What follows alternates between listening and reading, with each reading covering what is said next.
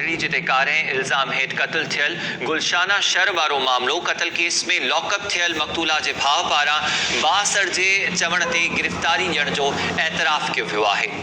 इल्ज़ाम हेठि आयल गुलशाना शर जे भाउ ताज मोहम्मद उर्फ़ ताजू शर जो चवणु आहे त दुर मोहम्मद शर जे चवण ते थाणे ते पहुची गिरफ़्तारी ॾिनी। इन खां अॻु गुलशाना शर जे वालिद जो बि हिकु वधीक वीडियो बयान साम्हूं आयो हो, जंहिंमें संदसि चवणो हो त बासरनि संदसि पुट खे मछराए करे गुलशाना शर खे क़त्ल करायो।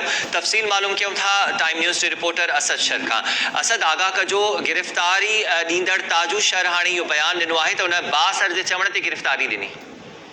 जी आमिर, मां तव्हांखे ॿुधाईंदो हलां त इहो जेको दुर मोहम्मद शर आहे इहो मुसलसल जेको आहे सो हुन पहिरीं जेको आहे सो चुर्च करे जेका नारी हुई फहमी पंहिंजो गुलशाना शर उन जे मुड़ुस जुमन खे भड़काए हिकिड़ो जेको सो ॿी इलाइक़े में क़त्ल करायो उमरकोट जे भरिसां।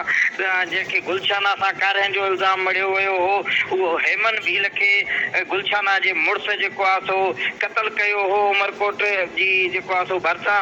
उन खां बाद में जेको आहे सो उन साॻे ई माण्हू दुर मोहम्मद शर जेको आहे सो वरी हिनखे ताजू शर खे भड़काए संदसि भेण जेका आहे सा गुलशाना खे क़त्ल करायो हो।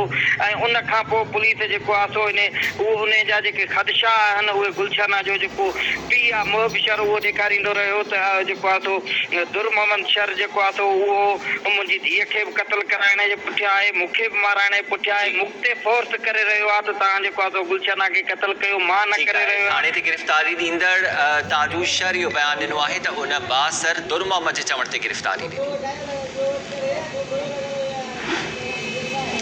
कश्मीर में